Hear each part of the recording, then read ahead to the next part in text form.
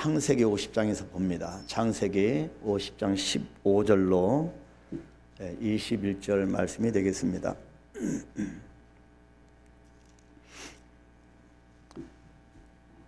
다 찾으셨으면 창세기 50장 15절부터 21절까지 합독하도록 하겠습니다. 요셉의 형제들이 그들의 아버지가 죽었음을 보고 말하되 요셉이 혹시 우리를 미워하여 우리가 그에게 행한 모든 악을 다 갚지나 아니할까 하고 요셉에게 말을 전하여 이르되 당신의 아버지가 돌아가시기 전에 명령하여 이르시기를 너희는 이같이 요셉에게 이르라 내 형들이 내게 악을 행하였을지라도 이제 바라건대 그들의 허물과 죄를 용서하라 하셨나니 당신 아버지의 하나님의 종들인 우리 죄를 이제 용서하소서 하매 요셉이 그들이 그에게 하는 말을 들을 때에 울었더라. 그의 형들이 또 친히 와서 요셉의 앞에 엎드려 이르되 우리는 당신의 종들이니이다. 요셉이 그들에게 이르되 두려워하지 마소서 내가 하나님을 대신하리이까 당신들은 나를 해하려 하였으나 하나님은 그것을 선으로 바꾸사 오늘과 같이 많은 백성의 생명을 구원하게 하시려 하셨나니 당신들은 두려워하지 마소서 내가 당신들과 당신들의 자녀를 기르리이다 하고 그들을 간곡한 말로 위로하였더라. 아멘. 아멘. 사순절 기간 동안 여러분 저번 주 우리가 말씀을 하나님의 언약과 현실의 간극 속에서 살아가기에 대한 말씀을 보았는데요. 끊임없이 하나님 우리를 향하여 언약의 말씀을 주십니다. 그럼에도 불구하고 이해하지 못하고 받아들일 수 없는 그런 어려움들이 현실 속에서 벌어질 때가 참 많습니다. 이런 극명한 간극 속에서 우리는 어떻게 살아가야 할 것인가.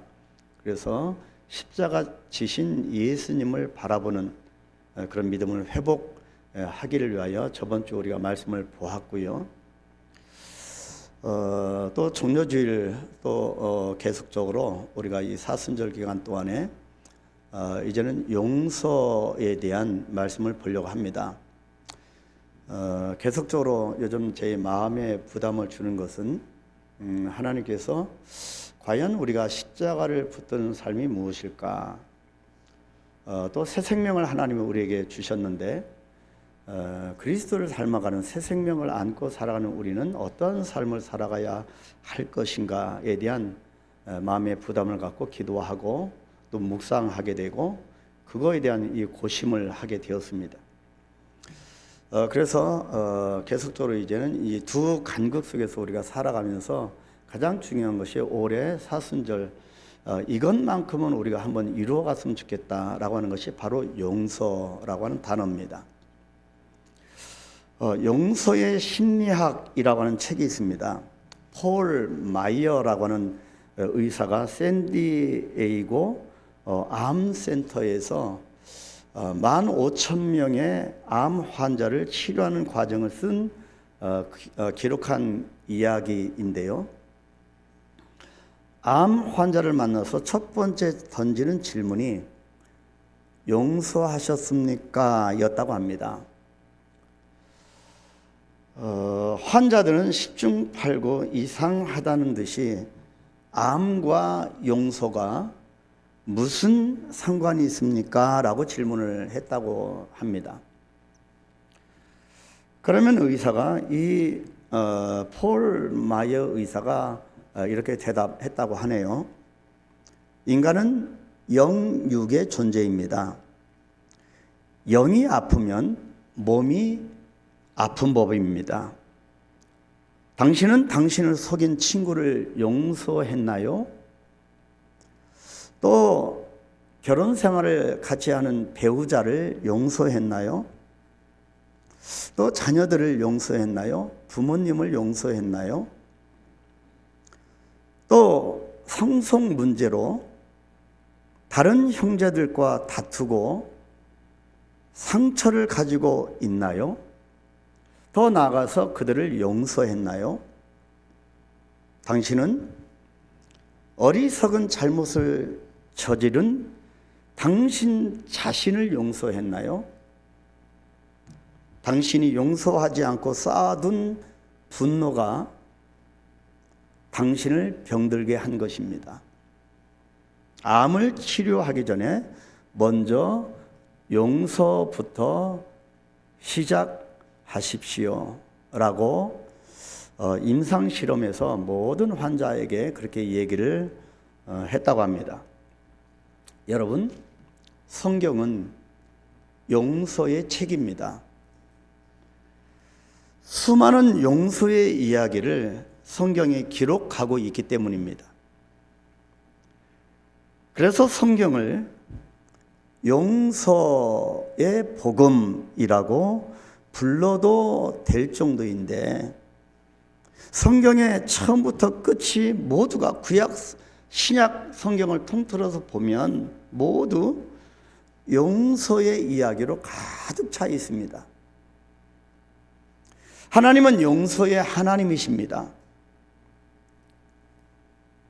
하나님은 용서의 하나님이십니다. 하나님과의 언약을 깨뜨린, 에덴 동산에서 하나님과의 언약을 깨뜨린 아담에게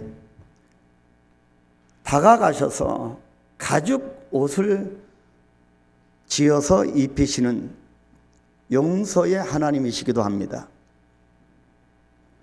또 오늘 이 본문 창세기 마지막 부분은 요셉의 죽음으로 끝이 나는데, 그 전에 오늘 본문은 이 마지막, 창세기 마지막은 요셉의 용서로 끝이 납니다.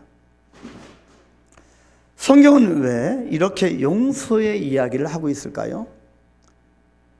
그리고 계속 신약 성경까지 왜 성경은 용서의 이야기를 강조하고 있을까요? 끊임없이 사역을 하고 끊임없이 여러분도 교회를 섬기고, 여러분 삶의 현장에서, 직장 다니며 생업의 현장에서 바쁘게 뛰어다니면서 또 주일날 또 교회 와서 섬기시고,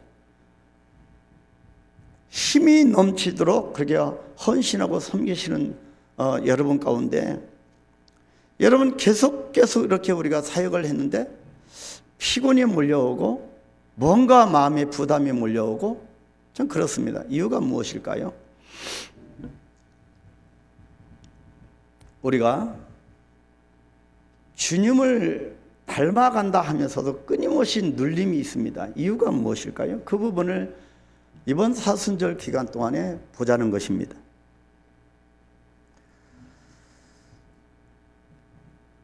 올해 사순절 기간에 준비한 용서 시리즈는 단순히 용서하자는 설교가 아닙니다. 여러분, 우리가 사람을 용서해봐야 또 다시 실패의 반복을 맛보고 낙심케 되는 경우가 많습니다. 그래서 그냥 단순히 그냥 용서하자라고 하는 설교가 아닙니다. 용서의 복음이라고 할 수 있는 성경 속에 왜 그렇게 용서가 많은지를 보자는 겁니다. 그래서 내 자신을 한번 돌아보자는 겁니다. 오늘 저와 여러분은 요셉이라고 하는 사람의 용서를 만나게 됩니다. 형들이 노예로 팔아버린 사람, 신실하게 살아보려고 했지만 오히려 모함을 당해서 감옥에 간 사람, 감옥에서도 또 다른 약속을 했는데 약속을 지키지 않는 것 때문에 또 배신을 경험한 사람, 그래서 용서의 마음을 갖기 어려운 사람이 요셉일 것입니다. 그런데 그 요셉 앞에 자기를 팔아버렸던 형들이 나타났고, 그 형들을 용서하는 요셉의 모습을 기록한 말씀이 오늘 본문 말씀입니다. 이 시간에 요셉의 용서를 통해서 누구를 봐야 할까요? 십자가 위에 계신 예수님의 용서를 만나야 할 것입니다. 그래서 예수님의 용서를 닮아가는 이 시간, 복된 시간이 되기를 소망합니다. 먼저 용서가 무엇일까요? 용서는 연약함을 보는 눈입니다. 그래, 내가 오늘부터 너를 용서해서, 내가 너를 용납해서, 그것이 아니고요. 연약함을 보는 눈이 용서입니다. 요셉의 아버지 야곱이 죽었다고 합니다. 그러자 요셉의 형제들이 두려움에 떨었습니다. 험악한 인생을 살았다고 고백하는 아버지 야곱이 때가 되면 죽게 됩니다. 방패막이가 됐던 아버지가 죽었으니 요셉의 형들이 두려움에 떨었습니다. 그것이 오늘 본문 15절 말씀입니다. 요셉의 형제들이 그들의 아버지가 죽었음을 보고 말하되 요셉이 혹시 우리를 미워하여 우리가 그에게 행한 모든 악을 다 갚지나 아니할까? 여러분, 두려움은 어디에서 나오냐면 나의 악함으로부터 나옵니다. 내가 하나님과 사람 앞에서 악한 부분이 있으면 두려움이 나옵니다. 그래서 이 요셉의 형제들이 자기가 행한 일들을 다 압니다. 자신들도. 그러니 그것을 감싸줬던 아버지 그늘이 없어지게 됐으니, 돌아가셨으니 이제 두려움이 나온 겁니다. 이같이 형들은 요셉의 보복이 두려워서 거짓말을 하게 되는데, 어떤 거짓말입니까? 그것도 아버지의 유언을 조작하면서까지도 거짓말을 하고 있습니다. 인간이 이렇게 악합니다. 그것이 본문 16절, 17절 상반절입니다. 요셉에게 말을 전하여 이르되 당신의 아버지가 돌아가시기 전에 명령하여 이르시기를 너희는 이같이 요셉에게 이르라. 내 형들이 내게 악을 행하였을지라도 이제 바라건대 그들의 허물과 죄를 용서하라 하셨나니 당신 아버지의 하나님의 종들인 우리 죄를 이제 용서하소서. 아버지의 유언을 조작하는 겁니다. 거짓말하는 겁니다. 얼마나 악합니까? 이것이 인간의 본성입니다. 용서할래도 용서할 수 없는 사람들 아니겠습니까? 과거에 요셉에게 저지른 행동이 얼마나 악했습니까?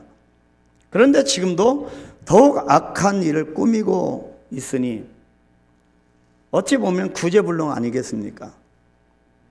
자신들의 안전을 위해서 아버지의 유언까지 조작을 하고 있습니다. 이제는 요셉이 모든 권한을 가지고 있으니 얼마든지 복사할 수 있습니다. 그 위치에 있는 거지요. 애굽의 총리 대신입니다. 모든 권한을 갖고 있습니다. 그래서 도저히 용서할 수 없고 더 이상 참을 수 없고 큰 복수를 한다고 해도 이상하지 않을 것입니다. 이것이 우리 인간계에 사람이 살아가는 세상에서 나타나는 상식적인 일입니다. 이 지점에서 상식적인 것은 용서해야만, 원수를 갚는 것이 맞습니다. 이 나라, 이 땅에도 우리나라를 보면 누가 대통령이 되느냐에 따라 전 정부는 다 감옥에 가는 악순환이 벌어지는, 용서라고 하는 것을 찾아볼래야 찾아볼 수 없는 그런 부분이 아니겠습니까? 그런데 요셉이 형들의 말을 듣고 울기 시작합니다. 본문 17절 하반절에 요셉이 그들이 그에게 하는 말을 들을 때에 울었더라. 요셉이 왜 울었을까요? 감옥에 쳐놓고 완전히 노예로 팔아버리고 그런 형들을 보고 이제 복수할 위치에 있고 권력도 있는데 왜 울었을까요? 이 울음을, 요셉의 울음을 묵상해 보면 십자가가 부여치게 되고요, 복음을 깨닫게 되고요, 정말 은혜라고 하는 것을 맛볼 수가 있습니다. 요셉의 울음은 형들의 악함을 보고 그 못남을 알고 우는 눈물입니다. 그냥 형제 애 때문이 아닙니다. 이렇게 악하구나, 이렇게 못났구나, 그래서 나를 미워했구나, 나를 그래서 팔았구나, 참 못났다는 겁니다. 형들의 연약함을 보고 울었던 겁니다. 그 연약함 때문에 자기 동생을 팔아버리고 지금은 더 비참한 모습으로, 비굴한 모습으로 있는 이 형들을 보고서 요셉이 깨달은 겁니다. 아, 우리 인간의 인생이란 연약한 것이구나. 용서가 무엇일까요? 용서는 연약함을 보는 눈입니다. 인생이 연약하구나, 악하구나, 부족하구나, 그것을 보는 것이 용서입니다. 나는 그 사람을 도저히 용서할 수 없어 라고 하는 말을 들을 때가 많습니다. 여러분 주위에서도 그렇고 여러분 자신도 마찬가지일 겁니다. 난 저 사람은 용서할 수 없어. 그런데요, 우리는 이 용서를 나에게 잘못한 사람을 용납하고 받아들이는 것이라고 착각을 합니다. 그런데 성경은 그렇게 말씀하지를 않습니다. 성경이 말하는 용서는 상대적인 것이 아니라고 강조합니다. 무슨 말이냐면 상대가 용서할 만하거나 상대방이 누구냐에 따라서 그 기준이 달라서도 안 된다는 말입니다. 성경이 말씀하시는 용서는 새로운 눈을 갖는 것입니다. 요셉이 보여준 용서는 눈물이었습니다. 연약함을 보기 시작한 눈이었습니다. 악함을 보는 눈이 아니고 연약함을 보는 눈이었습니다. 그리고 상대방의 연약함을 보던 눈이 나 자신의 연약함을 보는 눈으로 바뀌어진 것입니다. 나는 그렇게 실수한 적이 없을까요? 나는 누군가에게 상처 준 적이 없을까요? 우리는 얼마나 연약한 존재입니까? 예수님의 십자가가 이런 것이 아니겠습니까?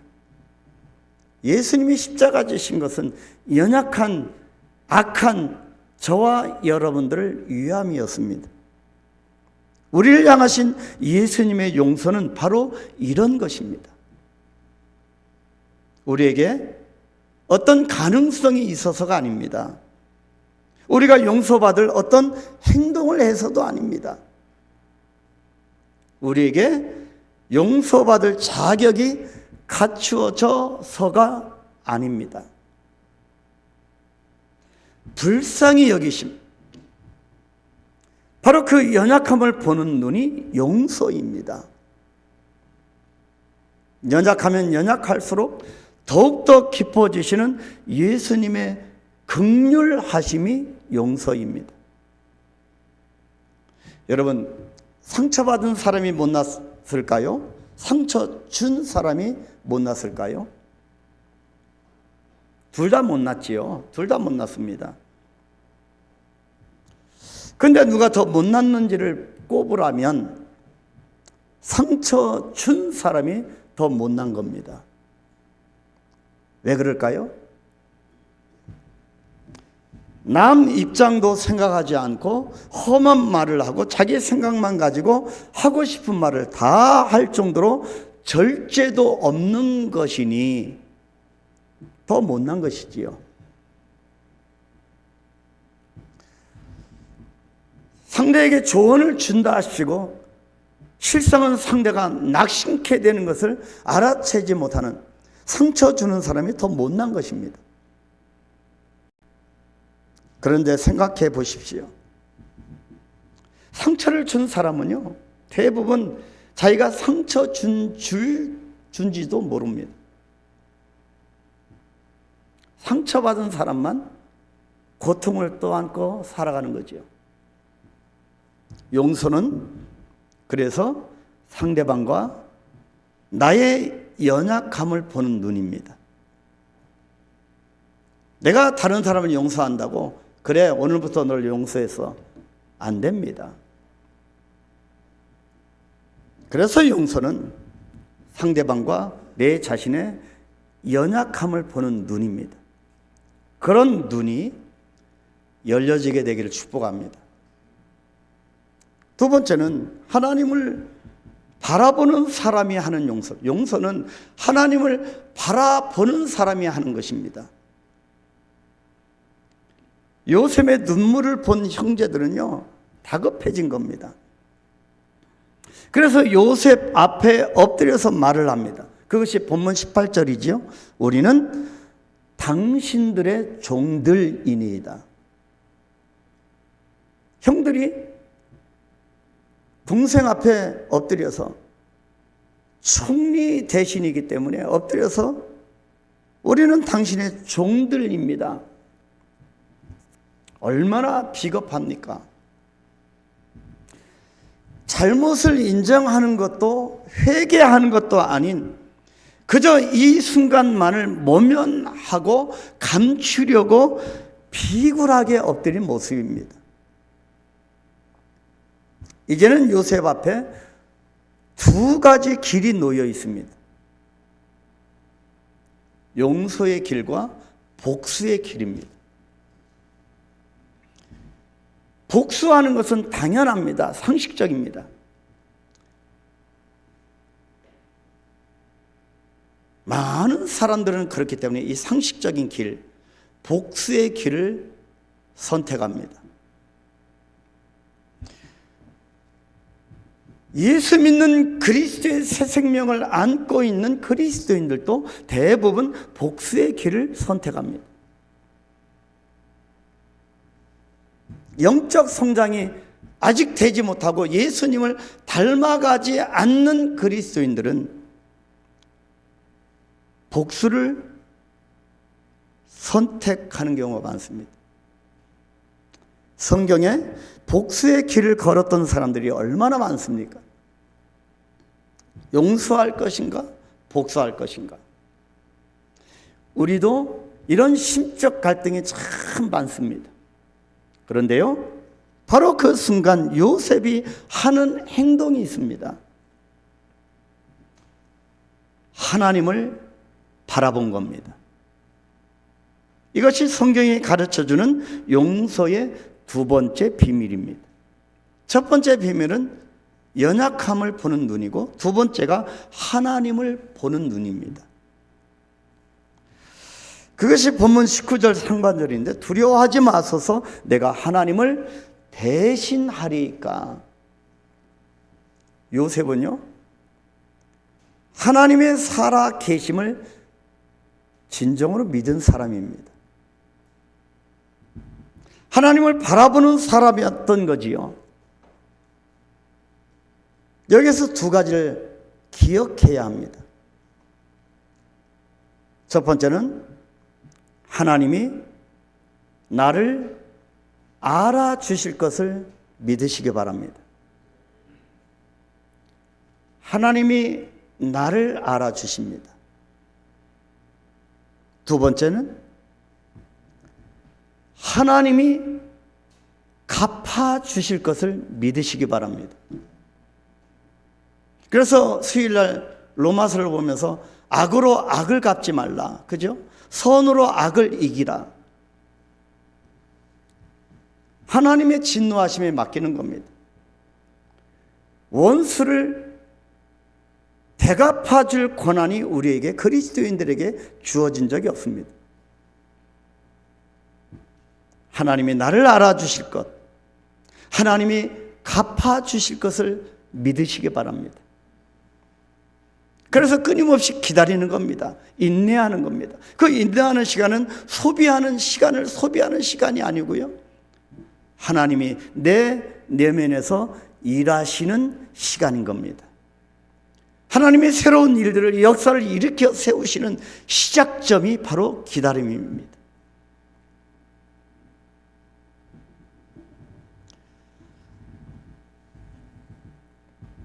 이 두 가지를 믿음으로 고백할 수만 있다면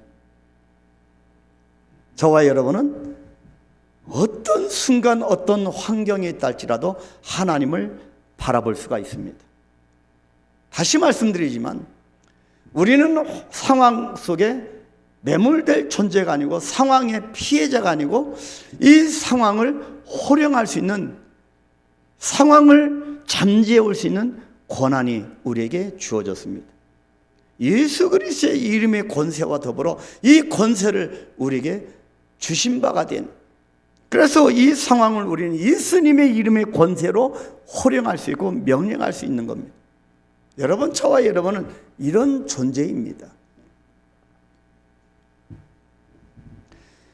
하나님을 생각할 때 하나님의 길이 열려지게 되어 있고요, 사람을 생각할 때 사람의 길이 열려지게 될 것입니다.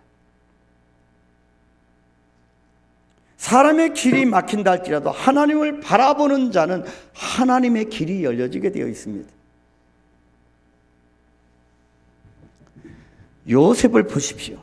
요셉에게는 지금 모든 것이 갖추어져 있고 모든 것이 있습니다. 이제는 때도 자기의 것이고 모든 흐름도 자기 것이고 권력도 힘도 자기 것입니다. 그런데 요셉은 이 모든 것을 하나님께 내려놓고 하나님을 생각하였고 하나님만을 바라보고 있습니다. 내가 하나님을 대신하리이까? 하나님을 바라보는 자의 고백입니다. 자기에게 모든 권력이 있는데도 내가 하나님을 대신하리이까? 아니라는 거죠. 하나님을 바라보는 눈이 튀어진 사람의 고백입니다. 용서는 하나님을 바라보는 사람이 할 수 있습니다. 이것이 요셉이 형들을 용서할 수 있게 만든 이유였습니다. 여러분과 제가 하는 용서도 마찬가지입니다. 하나님을 바라보는 사람만이 용서할 수 있습니다. 만약에 요셉이 형들에게 복수했다면 어떻게 되었을까요? 성경을 아시는 분들은 이 창세기가 야곱의 12 아들들을 통하여서 이스라엘의 12지파가 되어지고 이 12 아들들을 통해서 이스라엘 민족이 어떻게 형성되는지를 말씀하려고 한다고 하는 사실을 아시게 될 겁니다. 자, 구속사의 관점에서 본다면 지금 본문의 이 순간은요, 요셉이 이 형들을 용서하는 것은 단순히 사람의 일이 아니라는 것을 알 수가 있습니다. 그래서 지금 본문의 이 순간은 12명의 아들들이 애굽으로 내려가서 가뭄 때문에 먹을 것을 따라서 애굽으로 내려가서 440년을 노예로 살면서 장장 250만 명의 큰 민족으로 성장해 가는 그 시작점에 다가와 있는 아주 중요한 순간입니다. 하나님의 섭리 가운데 이스라엘 백성들이 이들을 통하여 큰 민족이 되어지는 그 순간에 지금 있는 겁니다. 이것이 하나님의 섭리이고 하나님의 구속사를 이루어가는 하나님의 뜻이었고 하나님의 역사심이었습니다. 그래서 우리가 용서하느냐 않느냐 내 개인적인 문제가 아니라는 거죠. 우리를 통하여 하나님의 구속 역사가 계속 진행되게 하는 아주 위대한 역사의 그 경점에 우리가 서 있는 겁니다. 이것이 그리스도인입니다. 하나님의 섭리 속에서 요셉이 꿈을 꾸게 되었고 형들이 미워하고 그래서 팔아버리고 감옥에 갇히고 거기에서도 배반을 당하지만 굴하지 않습니다. 낙심하지 않습니다. 꿈을 하나님의 은혜 가운데 해석해서 하나님의 섭리대로 결국 바로 왕의 총리 대신이 된 것입니다. 이 역사 속에 있는 자는 하나님이 총리 대신이 아니라 그 땅 열방 가운데 우뚝 세워주십니다. 저와 여러분을 하나님이 세워주실 것입니다. 때가 되면 분명히 하나님이 정리정돈 정결케 만들어서 때가 되면 하나님의 한강교회를 우뚝 세워주실 것입니다. 저와 여러분은 이 현장의 산 증인들입니다. 이 축복보다 더 큰 축복이 어디 있겠습니까?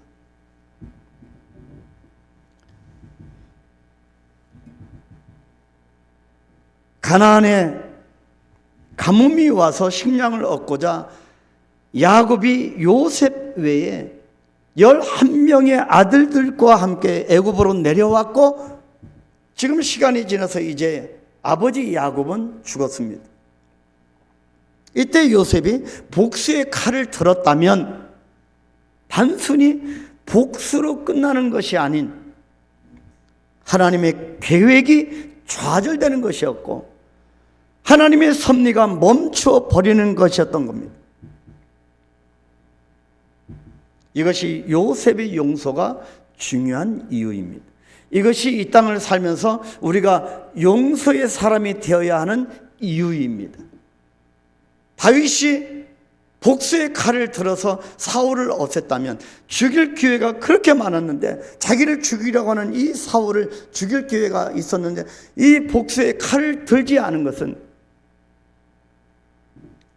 다윗을 통하여 메시아가 이어져야 하기 때문이었습니다.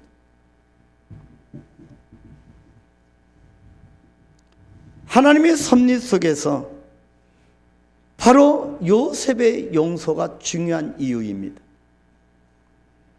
용서가 무엇입니까? 용서는 내 안에 계시는 하나님의 계획과 그분의 섭리를 바라보는 행동입니다. 여러분의 눈을 떠서 크게 보십시오. 넓게 보십시오. 복수의 메인 인생이 되지 마십시오. 상처에 끌려가는 인생도 되지 마십시오. 얼마나 주위에서 나를 찔러댑니까?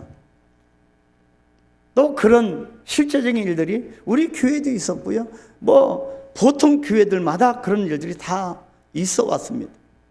그럼에도 불구하고 우리는 새 생명을 품고 있는 저와 여러분은 그런 상처에 매몰되거나 끌려다니지 마시기를 축복합니다. 요셉이 지금 고백하고 있습니다.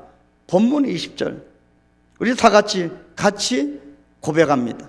당신들은 나를 해하려 하였으나 하나님은 그것을 선으로 바꾸사 오늘과 같이 많은 백성의 생명을 구원하게 하시려 하셨나니. 내가 용서하는 것은 하나님의 섭리 가운데 많은 영혼들을 하나님의 뜻 가운데로 구원하는 것이라 그것을 깨달은 것입니다. 그것을 깨닫는 것이 용서입니다.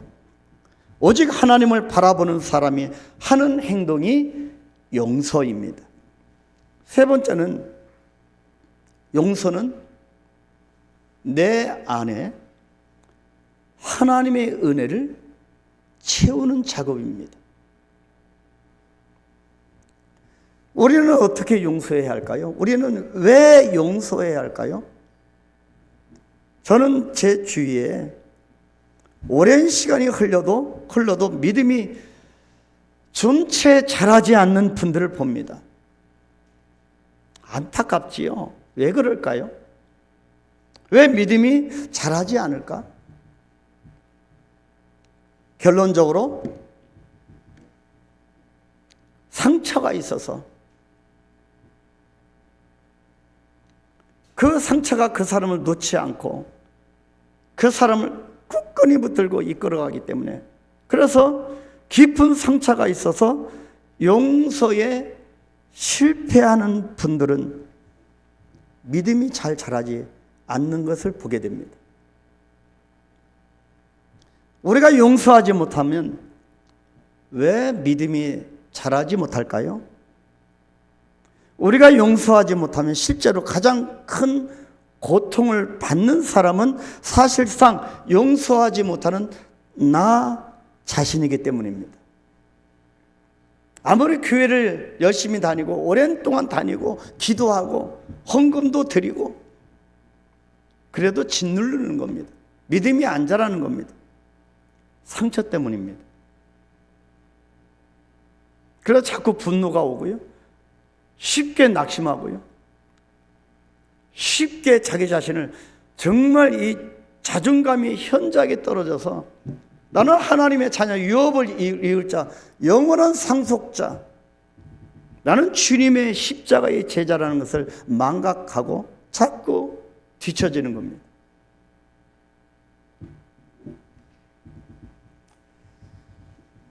마음에 무거운 돌이 있으면 그 마음밭에서 성령의 열매는 맺히기가 어렵습니다. 용서하지 못하고 산다면 정작 피해는 내가 보는 겁니다. 여러분 안에는 무엇이 있습니까? 여러분은 지금 어떤 것에 이끌려가고 있습니까? 상처입니까? 용서입니까? 겉으로 표현되지 않지만 나도 모르게 제어할 수 없는 이 분노가 나오고 짜증이 나오고 그런 것에 이끌려가고 계십니까? 누가복음 6장 45절 이렇게 말씀합니다. 우리 같이 읽겠습니다. 선한 사람은 마음에 쌓은 선에서 선을 내고 악한 자는 그 쌓은 악에서 악을 내나니 이는 마음에 가득한 것을 입으로 말함이니라. 언어 생활이 또 중요하지요. 말로 선을 내는 사람이 있고 악을 내는 사람이 있습니다. 하나님이 보신다는 거죠. 요셉 안에 있는 것을 한번 보시기 바랍니다. 요셉은 간곡한 말로 형들을 위로했다고 합니다. 그것이 본문 마지막 21절입니다. 당신들은 두려워하지 마소서. 내가 당신들과 당신들의 자녀를 기르리이다 하고 그들을 간곡한 말로 위로하였더라. 요셉의 용서를 묵상하면서 저에게 계속해서 드는 생각이 요셉은 어떻게 용서할 수 있었을까입니다. 이 부분을 깊게 생각하고 고심하면서 요셉이라는 사람은 어떻게 그렇게 정말 팔림을 받고 그런 험한 그런 꼴을 당했는데도 어떻게 용서를 할 수 있었을까? 아, 그렇구나. 이 사람 안에는 무언가가 있구나. 오래된 상처가 이 요셉을 올가매는 것이 아니라 이 오래된 상처가 요셉의 내면을 지배하는 것이 아니라 그 어떤 무언가가 이 사람을, 요셉을 이끌고 있음을 깨닫게 됩니다. 그것은 바로 아버지 하나님께 받은 사랑이었고 하나님이 주신 꿈이었습니다. 그래서 요셉을 꿈장이라고 하지 않습니까? 꿈꾸는 요셉입니다. 요셉은 하나님이 주신 이 꿈에 이끌려갔던 사람이었습니다. 요셉을 사랑하시는 하나님의 사랑에 이끌려갔던 사람입니다. 하나님의 사랑으로 풍성하게 충만했던 사람이었습니다. 이것으로 요셉은 용서의 사람이 되었고 승리한 사람이 되었습니다. 그래서 내 안에 하나님의 사랑과 하나님의 꿈과 하나님의 은혜를 채우는 작업이 사랑입니다. 용서입니다. 하나님의 은혜를 내 심령에 채우는 것, 바로 그것이 용서입니다. 여러분, 내가 어떤 사람을 용서할 수 있다고 자신하지 마시기 바랍니다. 우리는 그런 존재가 못 됩니다. 하나님의 도우심이 없으면, 하나님의 사랑이 아니고는 용서했다고 하지만 번번이 실패합니다. 그래서 진정한 용서는 내 안에 하나님의 사랑하심, 하나님의 긍휼하심, 하나님의 꿈, 하나님의 은혜를 채우는 것, 그것이 용서입니다. 사랑하는 성도 여러분, 우리 한강교회를 보십시오. 또 저와 여러분을 보십시오. 여러분, 사순절 기간을 어떻게 보내고 계십니까? 요셉의 용서를 배워야 합니다. 용서는 인간의 연약함을 보는 눈입니다. 용서는 하나님을 향하여서 하나님을 바라보는 사람이 할 수 있는 겁니다. 결국 용서는 독생자 예수님의 십자가를 통해서 주신 하나님의 사랑과 꿈과 은혜를 내 안에 채우는 작업입니다. 요셉처럼 용서의 사람이 되기를 축복합니다. 용서의 하나님, 지금 우리 심령 가운데 오셔서 나를 다스려 주옵소서. 하나님의 사랑으로 채워주시고 하나님의 긍휼 하심으로 채워주시고 십자가의 피 흘림의 사랑하심으로 채워주셔서 연약함을 사랑의 눈으로 볼 줄 아는 눈, 그리고 어떤 상황이 펼쳐질 때마다 하나님의 위치에서 하나님의 눈으로 바라볼 줄 아는 그런 용서의 눈을 갖게 하여 주옵소서. 이것이 용서임을 깨닫고 그저 주님 앞에 엎드려서 나는 죄인이로소이다 고백하며 주님의 용서를 배우는 자가 되게 하옵소서. 예수님의 이름으로 기도하옵나이다.